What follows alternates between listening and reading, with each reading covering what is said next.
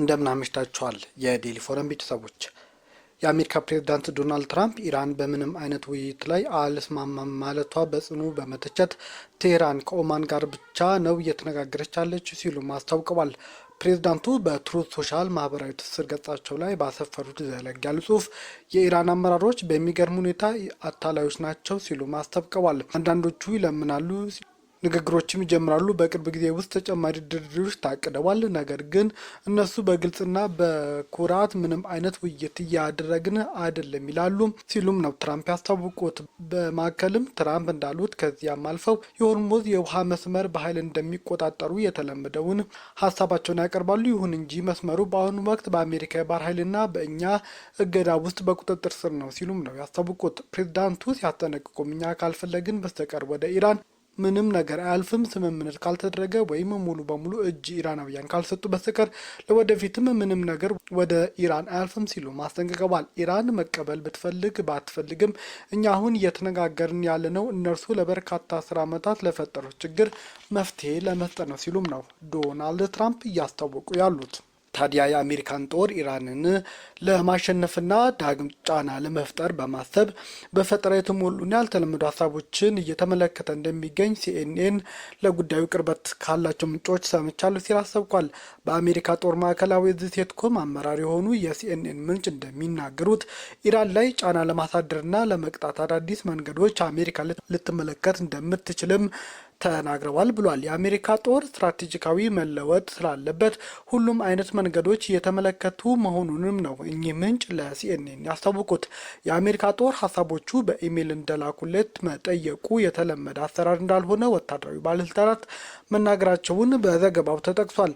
የአሜሪካ ጦር ማዕከላዊ ዕዝ ቃል አቀባይ ብራድ ኩፐር በፈጠራ የተሞሉ መንገዶች ማሰብና መተግበር በጦር ታሪክ የተለመደ ነው ሲሉም ነው የታወቁት። በከፍተኛ ኦፕሬሽኑ ውጤት ለማግኘት በየትኛውም ወታደራዊ ማዕረግ ደረጃ ላይ ከሚገኙ ወታደሮች ሀሳብ እንደሚሰበስቡም ገልጸዋል። የሲኤንኤን ምንጭ በስተመጨረሻም የአሜሪካ ፕሬዝዳንት ስምምነት ላይ መድረስ ይፈልጋሉ። ስለዚህም ጫና ማሳደሪያ ከዚህ ሁኔታ መውጫ መንገድ ይፈለጋል። አንዳንዴ የተለመደ አካሄድ ሲሟጠጥ በፈጠራ የተሞላ መንገድ መከተል ያስገድዳል ሲሉም ነው እያስታወቁ ያሉት። ታዲያም ኢራን ሰኞ ዕለት ከአሜሪካ ጋር ምንም አይነት ንግግር እያካሄደች አለመሆኗን አስታውቃለች። ከኦማን ጋር በሆርሙዝ ወሽመጥ ደህንነት የጠበቀ የጉዞ እንዲደረግ የሚያስችል ጊዜያዊ የባህር መጓጓዣ መስመር ለመስራት እየሰራች መሆኗንም ነው ኢራን ዛሬ ማለዳ ላይ አስታወቀችው። የኢራን ውጭ ጉዳይ ሚኒስቴር ቃል አቀባይ እስማኤል ባጋይ ለጋዜጠኞች በሰጡት መግለጫ ቴህራን ከሙስካት ጋር የምታደርገውን ንግግር ቁልፍ በሆነ የባህር መስመር ላይ ጊዜያዊ የመርከቦች መንቀሳቀሻ ለመስራት ያለመ ነው ብለዋል። ከኢራን መንግስት ጋር ቅርበት ያለው የፋርስ ዜና ወኪል እንደዘገበው ግን ባጋይ ከኦማን ጋር የሚደረገው የአሁኑ ውይይት በሆርሙዝ ባህር ወሽመጥ ውስጥ የመርከቦችን ደህንነት የተጠበቀ ጉዞ ማረጋገጥ ላይ ያተኮረ ነው ሲሉም ነው ያስታወቁት። በሆርሙዝ ባህር ወሽመጥ ውስጥ የመርከብ ጉዞ ደህንነት ለማረጋገጥ እንዲቻል ከኦማን ጋር በመተባበር በተቻለ ፍጥነት ጊዜያዊ የመተላለፊያ መስመር ለመዘጋት እየሰራ ነው ሲሉ አክለዋል። ባጋይ በቴህራንና በዋሽንግተን መካከል ንግግር እየተደረገ ነው የሚሉ ዘገባዎች ውድቅ በማድረግ ከአሜሪካ ጋር ድርድር እየተደረገ አይደለም ሲሉ አስተባብለዋል።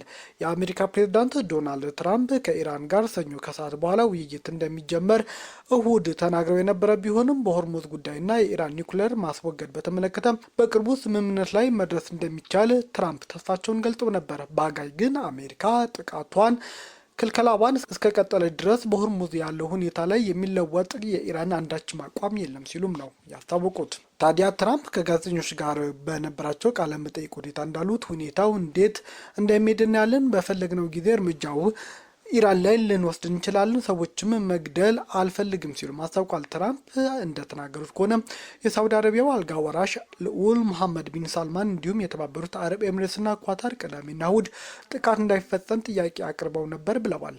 ሁላችንም ጥቃቱን ለመጀመር ተዘጋጅተን ነበር ያሉት ትራምፕ አጋሮቻችን ጥቃቱን እንዲዘገይ የጠየቁበት ምክንያት ስምምነት እንዳለ ስለሚያስቡ ነው ሲሉም ተናግረዋል። በሆርሙዝ ላይ ስምምነት አለ፣ እናም በኒውክሌር ላይ ስምምነት ይኖራል ሲሉም የኢራንን ሀሳብ ውድቅ የሚያደርግ አስተያየት ነው የሰጡት። ትራምፕ ይህንን ይፋ ካደረጉ በኋላ ሰኞ ጠዋት በእስያ ዓለም አቀፍ የነዳጅ ዋጋ መቀነሱም ተሰምቶ ነበር። የብሬንት ድፍድፍ ነዳጅ በበርሜል 4.5 በመቶ ቅናሽ በማሳየት 83.98 ዶላር መሸጡንም ነው መረጃዎች የሚያሳዩት። ኢራን በአሜሪካና እስራኤል ለተከፈተባት ጦርነት ምላሽ ስትሰጥ በወሰደችው እርምጃ የሆርሙዝ ወሽመጥ በመዘጋቱ የዓለም የነዳጅ ከፍተኛ ዋጋ ጭማሪ አሳይቷል። በዓለም ላይ ካለው ድፍድፍ ነዳጅ ፈሳሽ የተፈጥሮ ጋዝ ሆርሙዝ 20 በመቶውን እንደሚያስተላልፍ ነው መረጃዎች የሚያሳዩት። የኢራን የዜና ወኪል የሆነው ሜሄር ቴህራን አሜሪካ ተጨማሪ ወታደራዊ እርምጃ እንዳትወስድ ጠይቃለች መባሉን አስተባብሏል። አክሎም የትራምፕ ንግግር አዲስ የውሸት ሀሳብ ሲልም ነው ያጣጣለው። የኢራን ውጭ ጉዳይ ሚኒስቴር አባስ አራግቺ እሁድ ዕለት በሆርሙዝ የባህር ወሽመጥ ላይ ከኦማን ጋር የተደረገው ድርድር ወደ መጠናቀቁ እየሄደ ነው ማለታቸው መናገራቸውን የኢራን መገናኛ ብዙኃን ዘግበው ነበር። ዩክሬን ወደ ሩሲያ ግዛት ዘልቃ በመግባት በፈጸመችው ጥቃት የሀገሪቱ ዋነኛ የነዳጅ ማጣሪያና የሩሲያ ስትራቴጂካዊ አቪዬሽን የሚገኝበት የአየር ማረፊያ መምታቷን ገለጸች። ከዩክሬን ድንበር 600 ኪሎ ሜትር ርቀት ላይ የሚገኝ የኤንግልስ አየር ማረፊያና የነዳጅ ማጣሪያ መመታታቸውን የዩክሬን ፕሬዝዳንት ቭላዲሚር ዜሌንስኪ አስታውቀዋል። እነዚህ መሰረተ ልማቶች የሩሲያ ጦር በገንዘብ ለመደገፍ እንደሚያገለግሉም ነው ዜሌንስኪ እየገለጹ ያሉት። ፕሬዚዳንቱ ኤንግልስ አየር ማረፊያና ሳራቶቭ ነዳጅ ማጣሪያ ስትራቴጂካዊ ተቋማት ናቸው ሲሉም ገልጸዋል። ካሉጋ ግዛት ውስጥ የሚገኝ የነዳጅ ዲፖና በብራይስክ ያለ የድሮን ማስወንጨፊያ ስፍራም ጥቃት ተፈጽሞበታል ተብሏል። ሩሲያ በበኩሏ ዩክሬን በፈጸመችው ጥቃት 8 ሰዎች መገደላቸውን እንዲሁም 637 ድሮኖች መመታታቸውን መጥለፏንም አሳውቃለች። በተጨማሪም በሩሲያ ትልቁ የኦንላይን ችርቻሮ ንግድ ኩባንያ የሆነው ዌልድቤርስ መጋዘን እንደተመታም ተገልጿል። በሌላ በኩል ሞስኮ በጥቁር ባህር የሚገኝ የዩክሬን ወደቦችና 2 መርከቦች ላይ ጥቃት መፈጸሟንም እየተናገረች ነው። ዩክሬንም በሰሜን ምስራቅ ካርኪቭ ከተማ አቅራቢያ በሚገኝ የፖስታ ተርሚናል ላይ በተፈጸመ የሩሲያ ጥቃት 1 ሰው መገደሉን ገልጻለች። በሩሲያና ዩክሬን ጦርነት የሚገኙ ሰፊ የጦርነት ግንባሮች እንቅስቃሴ ሳይታይባቸው ባሉበት ቢሆንም ሁለቱ ወገኖች በዋና ዋና ከተሞቻቸው በኢነርጂ መሰረተ ልማቶችና መጋዘኖች ላይ የሚፈጽሙት የድሮን ጥቃት ጦርነቱን እያከፋው ነው። ጦርነቱን ለመቋጨት በአሜሪካ የሚመራው የሽምግልና ሂደት እስካሁን ድረስ ውጤት አለማምጣቱን ነው ዘገባዎች እየጠቆሙ ያሉት። የኢራን አብዮታዊ ዘብ የእግረኛ ኃይል አዛዥ የሆኑት መሐመድ ካሪም በምዕራብ ኢራን የሚገኙ ታጣቂዎች ከቀጠናው ውጭ ባሉ ጠላቶች ወይም በአሸባሪ ቡድኖች ሊፈጸም ለሚችል ማንኛውም የተሳሳተ ስሌት አፋጣኝ ምላሽ ለመስጠት በተጠንቀቅ እንደሚገኙም ነው እያስታወቁ ያሉት። አዛዡ በኤክስ ማህበራዊ ትስስር ገጻቸው ላይ ባሰፈሩት መልእክት የሐምዜም ሰይድ አልሻሁድ እዝ ታጣቂዎች በስለላ መረጃ፣ በዘመቻ ዝግጁነት እንዲሁም እምነትን፣ ቴክኖሎጂንና ዘመናዊ ሳይንሶችን በማቀናጀት ለማንኛውም ስጋት አፋጣኝ እና የማዳግም ምላሽ ለመስጠት በዝግጁ ላይ መሆናቸውን አስታውቀዋል። ይህ በእንዲህ እንዳለም የኢራን የውጭ ጉዳይ ሚኒስትር አባስ አራግቺም የኦማን አቻቸው በድር አልቡሳይድ ምሽት ላይ በስልክ ባደረጉት ውይይት በቀጠናው ወታደራዊና የፖለቲካ የጸጥታ ጉዳዮች ዙሪያ መምከራቸውን ኢራናውያን ከፍተኛ ዲፕሎማቶች በቴሌግራም ገጻቸው ላይ ይፋ አድርገዋል። ኦማንና ኢራን በሁለቱ ሀገራት የውሃ ክልል በሚያዋስኑበት የሆርሙዝ ስትሬት አዳዲስ የባህር ላይ መስመር ለመክፈት ድርድር እንዳደረጉም ነው ዘገባዎች እያስታወቁ ያሉት። ይህንን ተከትሎም ባለፈው ምሽት አራግቺ ለኢራን ካቢኔ ባቀረቡት ሪፖርት በቴህራንና በሙስካት ኦማን መካከል እየተካሄደ ያለው የውሃ መስመር ድርድር ወደ ማጠናቀቂያ ምዕራፍ እየተቃረበ መሆኑን መናገራቸው ነው የተባለውንም ሀሳብ አጠናክሯል።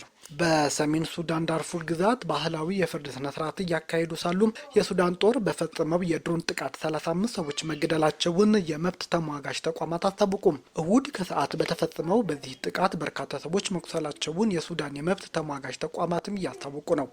በንጹሃን ላይ የሚፈጸም ጥቃት የሚከታተለው ኢመርጀንሲ ሎየርስ ግሩፕ እንዳለው የድሮን ጥቃቱ የተፈጸመው ጋራ አልዛወያ በተባለ መንደርም ነው። መንደሩ በሱዳን ፈጥኖ ደራሽ ኃይል አርኤስኤፍ ቁጥጥር ስር የሚገኝ ሲሆን ስለተፈጸመው የድሮን ጥቃት የሱዳን ጦር አስተያየት አለመስጠቱም ተነግሯል። አርኤስኤፍ አብዛኛው የዳርፉር አካባቢንም ይቆጣጠራል። ለ3 ዓመታት በተካሄደው የሱዳን የእርስ በርስ ጦርነት በ10 ሺዎች የሚቆጠሩ ሰዎች ተገድለዋል፣ በሚሊዮኖች የሚቆጠሩ ደግሞ ተፈናቅለዋል ተብሏል። ኤኤፍቢ ያነጋገራቸው የዓይን እማኞች የእሁድ የፍርድ ስነ ስርዓት የማህበረሰብ መሪዎች በተገኙበት ዛፍ ስር እየተከናወነ እንደነበረም ነው የተገለጸው። 4 የጎሳ መሪዎችና 2 የአርኤስኤፍ ኮማንደሮች በጥቃቱ ከተገደሉት መካከል እንደሚገኙበትም የዓይን እማኞች ገልጸዋል። የግል ሚዲያ የሆነው ዳርፉር 24 ድረገጽ አንድ ነዋሪ ጠቅሶ እንደዘገበው 2 ድሮኖች በአካባቢው በረው ከ4 ሚሳኤሎች በላይ ተኩሰዋል። የመብት ተሟጋች ቡድኖቹ የድሮኖቹ ጥቃት አውግዘው ምርመራ እንዲደረግም እየጠየቁ ነው። ንጹሐን ዜጎችና መሰረተ ልማት ኢላማ ማድረግ ከዓለም አቀፍ የሰብአዊ መብት ጋር የሚጻረር ድርጊት ነው ሲሉም ነው የኮነኑት። ዶናልድ ትራምፕ በድጋሚ ግሪንላንድ ላይ የነበራቸውን ትኩረት መቀስቀሳቸው ተሰማም። ግሪንላንድን በድጋሚ የዶናልድ ትራምፕ ትኩረት ማዕከል መሆኗንም እየተሰማ ነው። ትራምፕ በራሳቸው የማህበራዊ ሚዲያ መድረክ ትሩዝ ሶሻል ማህበራዊ ላይ በግሪንላንድ መንደር ላይ የሚታዩ ምስል በማያያዝ ሄሎ ግሪንላንድ፣ ሰላም ግሪንላንድ የሚል አጭር መልእክት ካጋሩ በኋላ በዓለም ላይ መነጋገሪያም ሆኗል።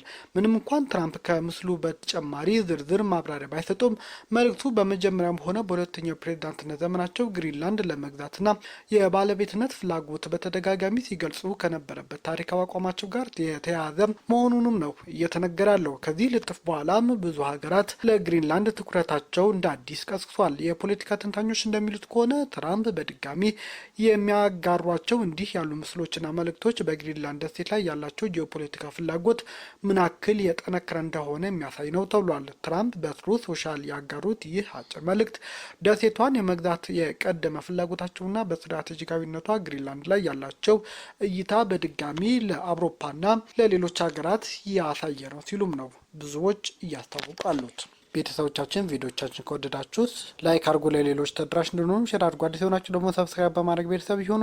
ሰናይ ጊዜ